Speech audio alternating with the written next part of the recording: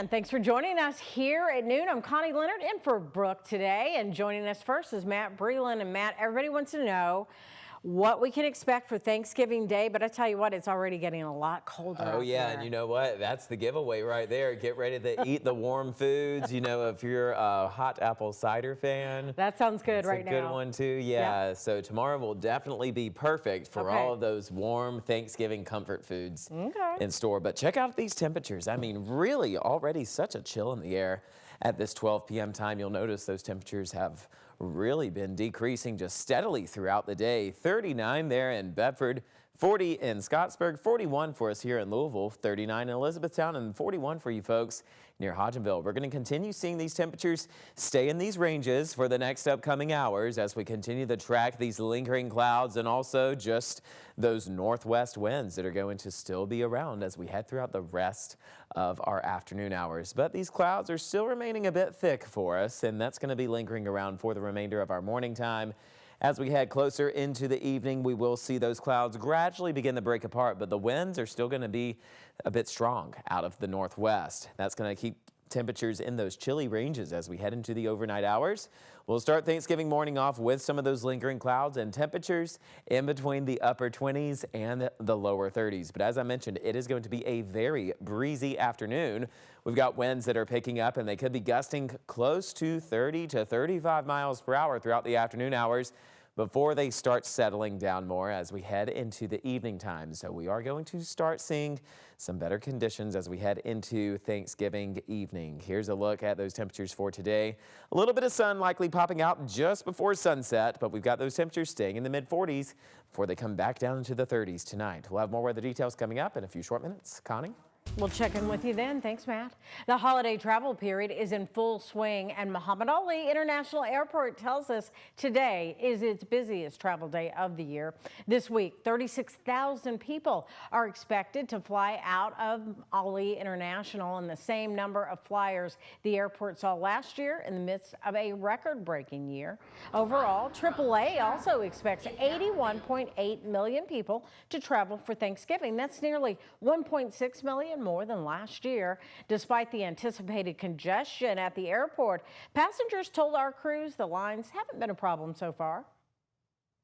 Honestly, it was a lot easier than I thought it would be. Yeah. Like, TSA was quick, and getting the flights was kind of a problem. So our first flights got canceled, actually. We had to rebook, but besides that, it was good. Now, if you're one of the more than 71 million Americans who are expected to drive to their holiday destination, AAA says you should get on the road sooner rather than later. The busiest time for drivers will be between 11 a.m. and 7 p.m. At the airport, the busiest times will be before 8:30 in the morning. Remember to give yourself plenty of time to get through security. Officials suggest arriving about 2 hours before takeoff. And you can see on your screen right now a look at all the flights departing from the airport. Looking pretty good out there, as you can see. And again, we'll be checking in with the airport this week to see how it's going for that Thanksgiving travel. And this may go without saying, but TSA officials say you're better off leaving the turkey and fixings at home. Still, agents say they are seeing people bringing in things like, believe it or not, gravy, maple syrup, canned fruits and veggies, cranberry sauce, preserves, jellies, and jams. All of that is not ideal for travel. But if you do have to travel with any of those items, they all need to go inside your checked luggage. New here at noon, a judge issued an order allowing the reactivation of charitable gaming machines here in Kentucky. It comes after an order was issued last week from the Kentucky Horse Racing and Gaming Commission to stop charitable gaming machines provided by Light and Wonder Gaming. Now, in that order, KHRGC said licensed organizations failed to prevent machines that are allegedly fishing tens of thousands of dollars.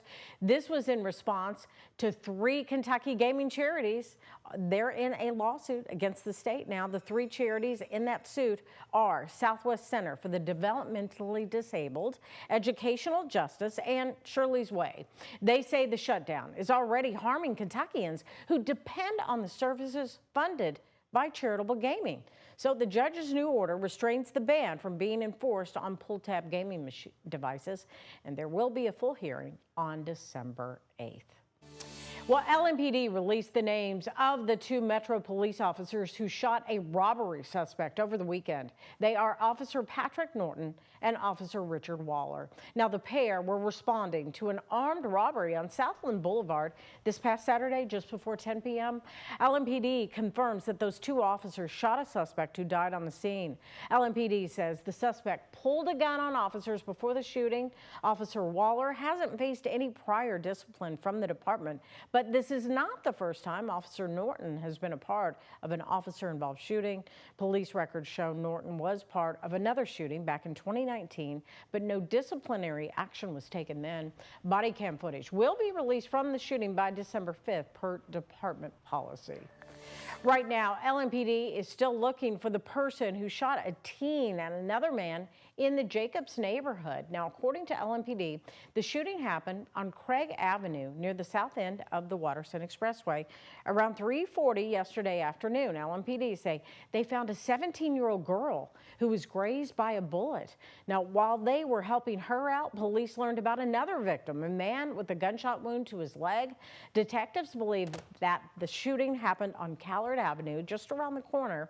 LMPD says they are looking for the person responsible, and anyone with information is asked to call the anonymous tip line, that number 574-LMPD. Happening right now, Fort Knox is getting into the Thanksgiving spirit. The military is having its annual Thanksgiving meal for troops, veterans, and civilian employees. Facility officials there say about 500 military members will come through their doors for the Thanksgiving meal. That meal started just a little while ago at 11:30 this morning.